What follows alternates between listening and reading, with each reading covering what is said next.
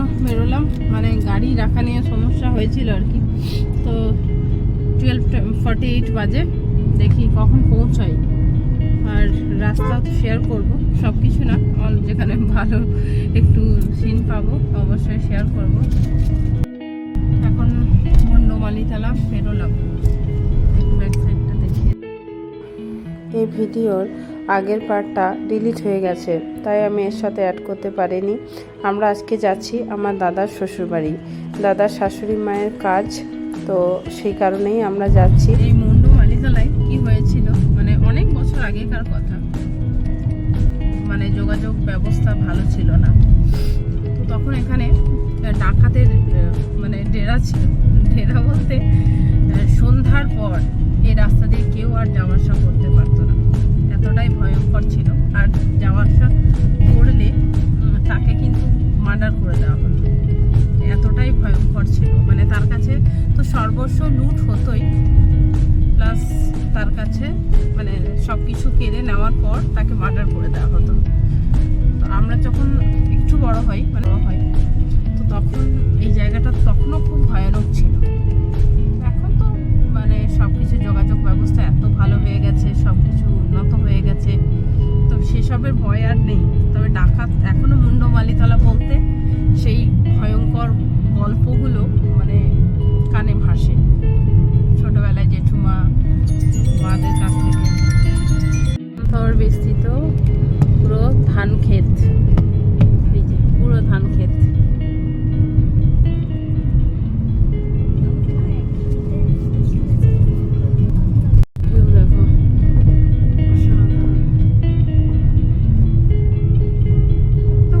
রাজস্থান চলে এসেছি, মানে এই জায়গাটার লোকটা মনে হচ্ছে রাজস্থান।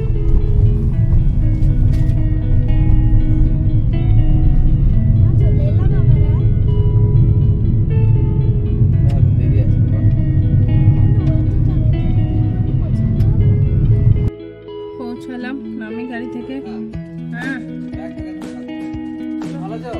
ঘরে ঢোকা যাক। সামনে এত সুন্দর একটা পুকুর, কিন্তু ঘরে ঢুকতে ইচ্ছা করছে না। কাকিমা নেই, আগে যতবার এসেছি কাকিমা অনেক আনন্দ আহ্বানে, খুব মিস করছি। যাই হোক, সাধারণ কাকিমা ছাড়া প্রথম। কাকিমাকে এই অবস্থায় দেখা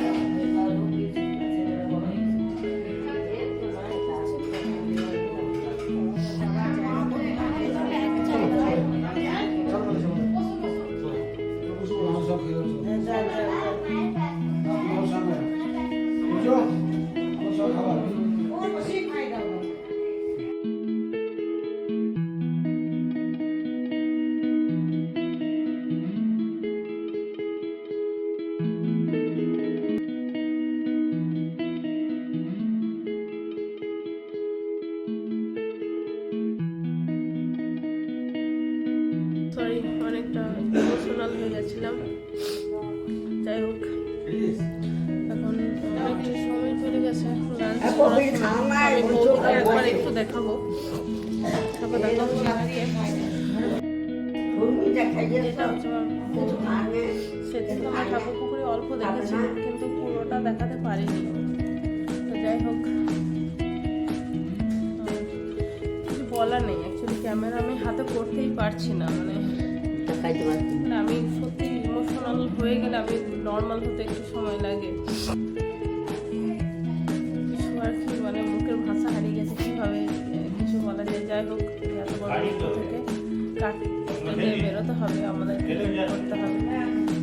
তো চলো এখন লাঞ্চ করবো। মা এই সামনে যাকে দেখছো, এটা হচ্ছে আমার বৌদির ঠাম্মা।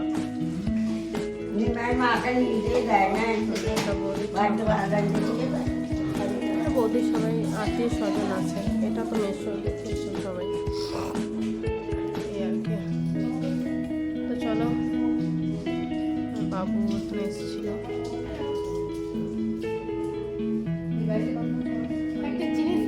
একটি জিনিস দেখাবো তোমাদেরকে।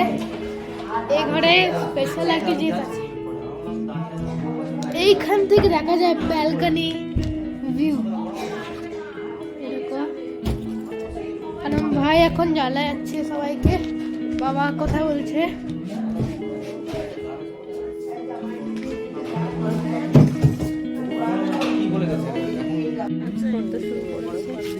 এখানে ভাত দিয়েছে, ডাল, ডাল এটা, আর শাক ভাজা, শুক্তো, সবাই বসেছে।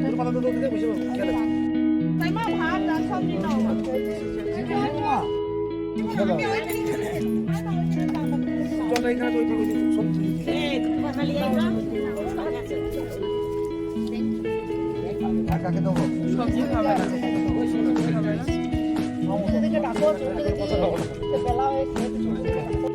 লাঞ্চ টাঞ্চ এই মাত্র হলো, হয়ে আমি একটু গাছের নিচে এলাম। তো উপরে মানে কাকু, মানে আমার বৌদির বাবা বলছে সাপুরে এসছে, সাপুরে এসছে। তো আমি সেই জন্য ক্যামেরাটা নিয়ে দৌড়লাম। তো দেখো সাপ নিয়ে আসছে, চলে আয়, তো যে সরে আয়।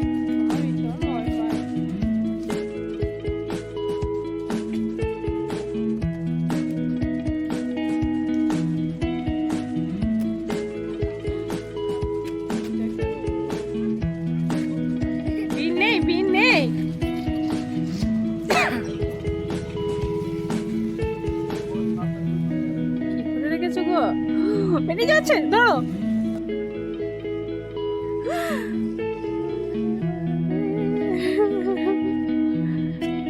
কি ভয়ঙ্কর লাগছে।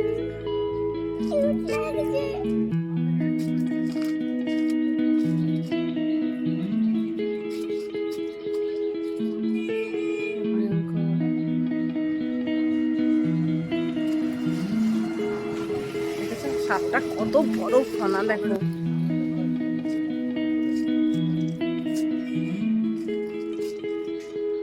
তো যে সরে আয়, খুব ভয় পাই।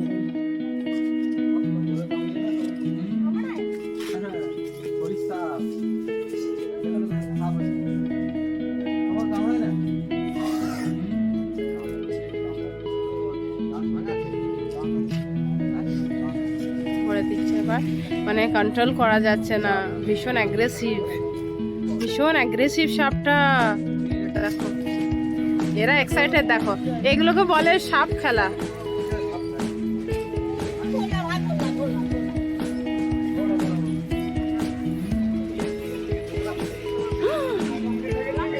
সাপগুলোকে রেখে কি খেতে দাও সাপদের? ওই মাছ তাহলে ধরে নিয়ে আসো নিশ্চয়ই। আর কতগুলো সাপ আছে তোমার কাছে?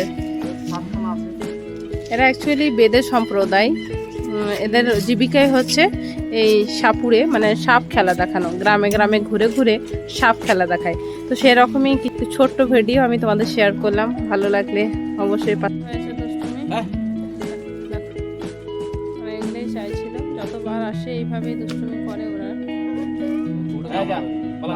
এর আনন্দ দেখো, ওকে চেনে না তবু আনন্দ দেখো।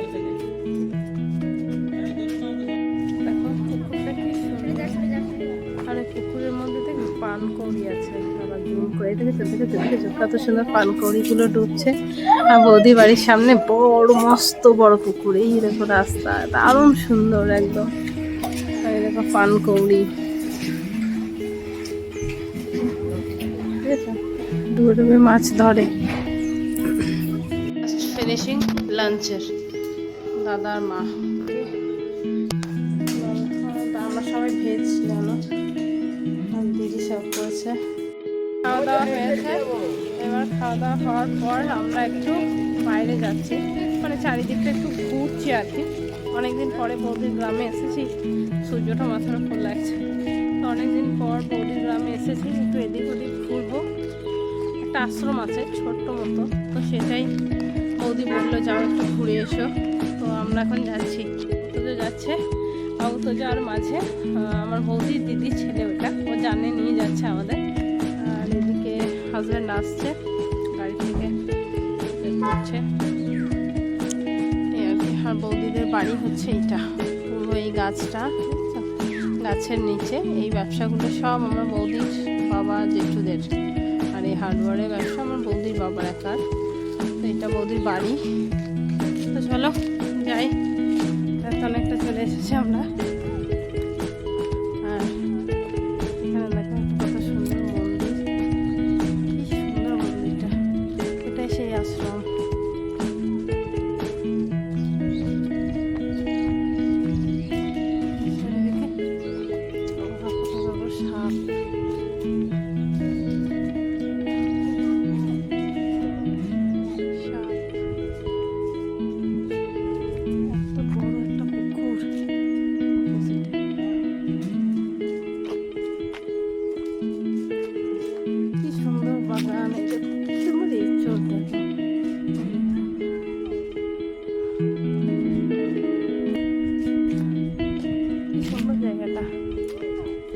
এখানে কেউ থাকে না, থাকে।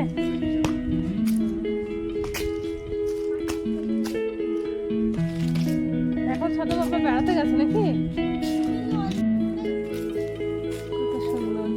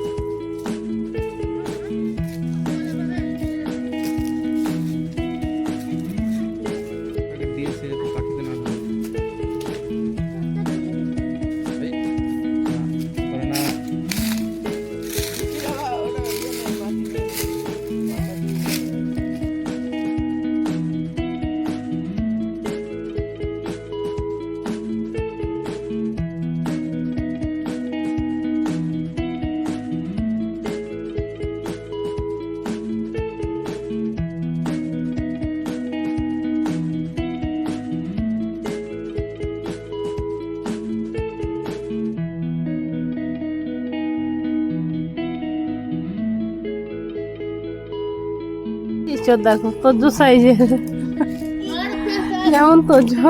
এসব করো না প্লিজ ফ্রেন্ডস। হ্যাঁ, গাছগুলোর খুব কষ্ট হয়। তোমাদের ভালোবাসা মানুষের নাম এবার গাছে খোদাই করে গাছটাকে কষ্ট কেন দাও গো? তোমরা মাটিতে খোদাই করতে পারো, তোমাদের নিজের বুকে খোদাই করো, কিন্তু প্লিজ এইভাবে গাছগুলোকে কষ্ট দিও না। গাছটা খুব কষ্ট পায়, কিন্তু গাছের কষ্ট হয়, অনেক কষ্ট হয়। প্লিজ এরকম করো না। দেখো কতটা আঠা বেরিয়েছে। এই আশ্রমের পাশেই একটা জমি আছে, কত বক দেখো, ওই দেখো মাটি থেকে পোকা বার করে করে যাচ্ছে।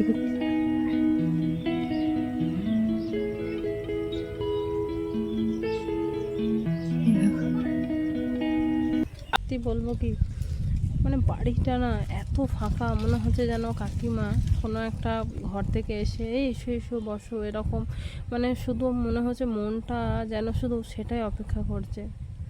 মানে কাকিমার ওই ছবিটা ওইভাবে মালা পরানোটা, মানে আমার দাদা তো কিছুতেই, মানে বাবা বৌদির ভাই অনেকটা সহ্য হয়েছে, কিন্তু দাদা যেহেতু কালকে রাত্রে ফিরেছে আর আমিও আজকে এসেছি, তো কাকিমাকে ওই অবস্থায় মালা পরানো ছবিতে খুব অস্বাভাবিক লাগছে। লাস্টে কাকিমার মালা পরানো ছবিটা ঢাকা দিয়ে দেওয়া হলো, মানে চোখের জলকে যেন কোথাও আটকে রাখতে পারছি না, এত কষ্ট হচ্ছে, দুঃখ হচ্ছে। আর বৌদি একটু চাপা, মানে বৌদির কষ্টটা বৌদি প্রকাশ করতে পারে না। যেমন আমরা একটু কেঁদে কেটে চিৎকার করে অনেকটা প্রকাশ করে ফেলি, কিন্তু বৌদি সেটা পারে না। মানে বৌদির কষ্টটা বৌদির ভেতরেই রেখে ফেলে, গুমড়ে গুমড়ে কষ্ট পায়। তো সেইটাই হয়েছে সমস্যা। পুরো বাড়িটা শূন্য, জানি না, মানে অনেক দুঃখ কষ্ট হচ্ছে আর কি, কী হবে ফাইনালি জানি না। এই জন্য এই মন্দিরে এসে তোমাদেরকে কিছু কথা বলছি, মানে বৌদির মায়ের সম্পর্কে। উনি এক কথায় অসাধারণ মানুষ ছিলেন, উনি এত ভালো মানুষ ছিলেন। মানে আমরা এখানে এসেছি, এখানে আসার পরও মানে পাড়া প্রতিবেশী সবাই ওনার সম্পর্কে এত গুণগান, মানে সত্যিই উনি ভালো ছিলেন, না হলে কেন সবাই এত ভালো বলবেন। তো কিছুতেই যাই হোক মন মানতে চাইছে না যে কাকিমা আর আমাদের মধ্যে নেই। কিছুই ভালো লাগছে না কাকিমাকে ছাড়া, এটাই আর কি। যাই হোক, এই চলো, এইখানটা আমাদের ঘোরা হয়ে গেল। মানে ঘরের মধ্যে থাকতে পারছি না, এক কথায় ঘুরে এখানে ওখানে ঘুরে। মানে আগে যে যতবার এসেছি না, মানে কাকিমায়ের আতিথেয়তা এতটা সুন্দর, এতটা গভীরভাবে পেয়েছি। কাকু তো একদম মানে আজকেও কাকুর হাজার দুঃখের মধ্যে আতিথেয়তা কিন্তু কম নেই। কাকু কিন্তু যেমন তেমনই আছেন, কিন্তু কাকিমা কাকুকে একসাথে পেতাম, তো এখন কাকুকে একা পেয়েছি, তো মন আর বাড়ির মধ্যে থাকতে চাইছে না। মনে হচ্ছে আশেপাশটা ঘুরি, বাড়িতে যতটা কম সময় দেওয়া যায়। কিন্তু এটা আমি বলছি, আমার বৌদির ভাই তো ক্যামেরাতে আসতেই চাইছে না, বলছে দিদি আমাকে তুলো না, আমার ভালো লাগছে না। আমি সেই জন্য জোর করিনি, কাকুকেও জোর করিনি, তবে একবার বুঝি, একবার তোমাদেরকে দেখাবো। তো চলো যাই। এই অনুষ্ঠান ভবন, এখানে সব কিছুর আয়োজন করা হচ্ছে আর কি। এখানে লোক খাওয়ানোর আয়োজন হচ্ছে। পেঁয়াজ দেখছে, পেঁয়াজ কত বড় হয়েছে।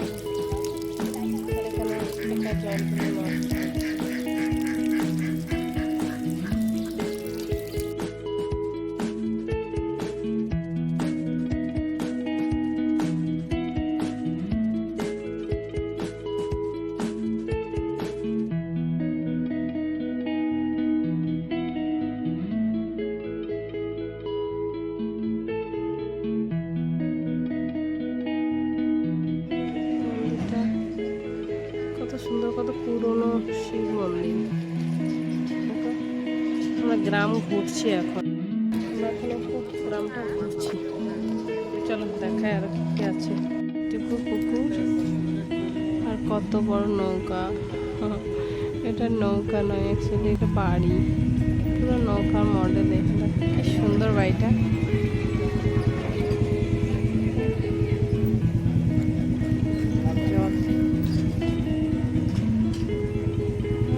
মাটির মাটিটা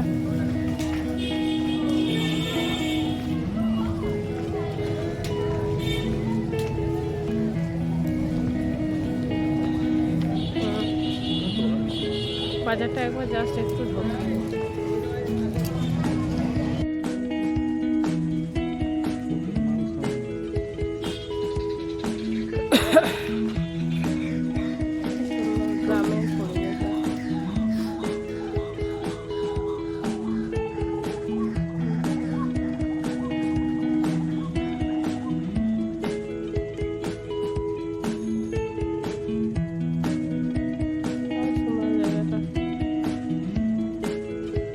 সন্ধ্যাবেলায় খাওয়ার টাইম চলছে, সবাই খাচ্ছে, গল্প চলছে, আর আমি বানাচ্ছি একটু চা খাবো। চলো চাটা বানিয়ে নিই। অনেকক্ষণ পর ক্যামেরা হাতে তুললাম, আর ডিনার তোমাদের কিছু দেখালাম না, কারণ একই ডিনার করেছি, দিনে দেখাচ্ছিল। আর আমার একটা দিদি, মানে আমার বৌদির দিদি, তার বাড়িতে আমরা এসেছি রাত্রে শোয়ার জন্য। বৌদির বাড়িতে অনেক লোকজন আছে, তো একটু সমস্যা হবে, আর আমার বাচ্চা টাচ্চা আছে, একটু নিরিবিলি না হলে বাচ্চারা ঘুমাতে চায় না, এই আর কি। তো চলো শুয়ে পড়ি, আবার দেখা হবে অন্য আর এক নতুন ব্লগের সাথে। আর যদি ব্লগটা ভালো লেগে থাকে তাহলে একটু লাইক, শেয়ার আর সাবস্ক্রাইব করবেন।